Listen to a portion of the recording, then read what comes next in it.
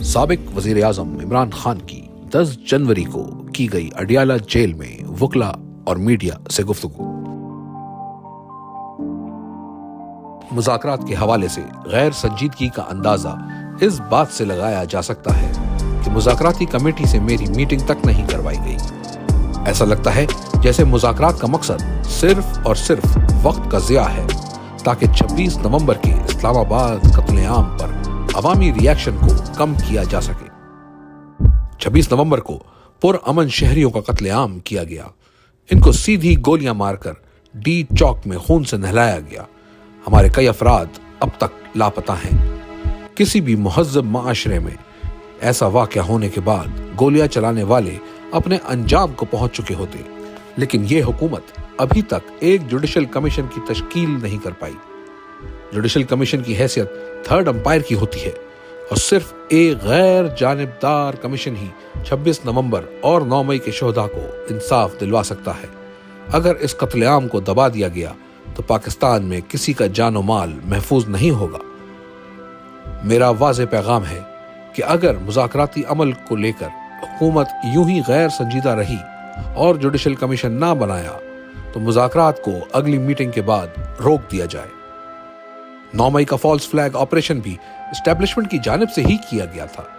اس روز چوکیوں سے فوج اور پولیس ہٹا کر خود ہی آگ لگائی گئی اور CCTV فوٹیج بھی چرا لی گئی۔ ہم ان دونوں واقعات کی شفاف تحقیقات چاہتے ہیں۔ ہم نے اس سلسلے میں بارہا سپریم کورٹ سے بھی مطالبہ کیا ہے۔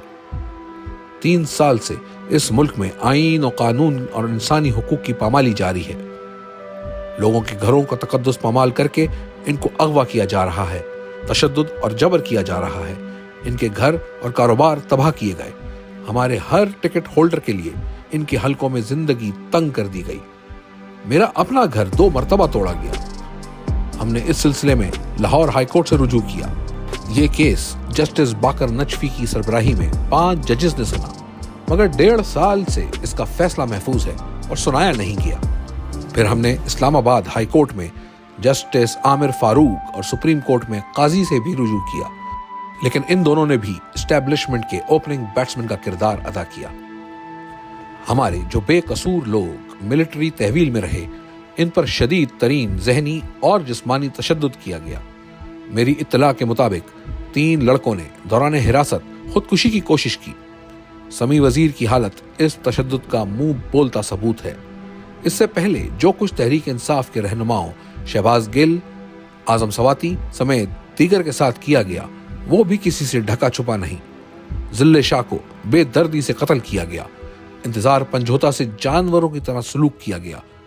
یہ کون سا اصول ہے کہ جو تحریک انصاف چھوڑ دے وہ 9 مئی کے الزام سے بری ہے، اور جو نہ چھوڑے اس پر ہر قسم کا تشدد اور دباؤ جائز ہے؟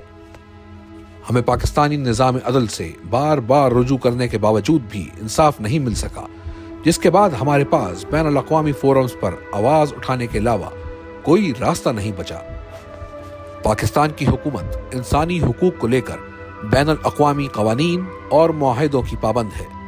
میں نے وکلا کو ہدایت کی ہے ان معاملات کو عالمی فورمز پر اٹھایا جائے اور پاکستان میں جاری انسانی حقوق کی خلاف ورزیوں پر اپنی آواز دنیا تک پہنچائی جائے۔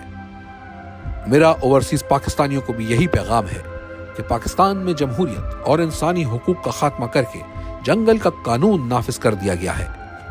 اس لیے آپ کی جانب سے ترسیلات زر کا بائیکاٹ بہت اہم ہے۔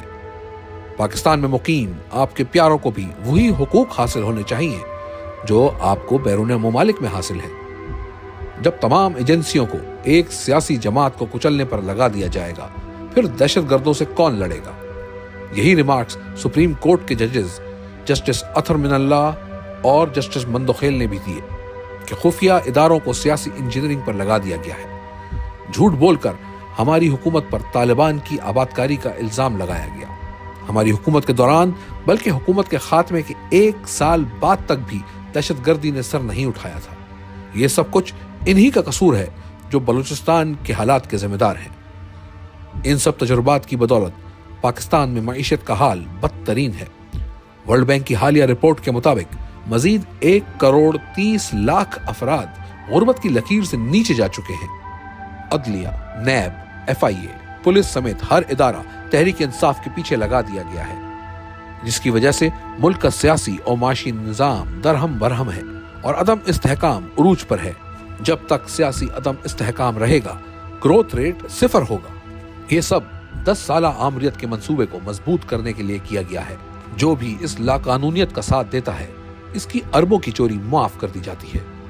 पाकिस्तान की तारीख में किसी लीडर पर 280 केसेस नहीं बनाए गए। ऐसा सिर्फ जनरल याहिया ने मुजीबुर रहमान के साथ किया था, जो मेरे साथ किया जा रहा है।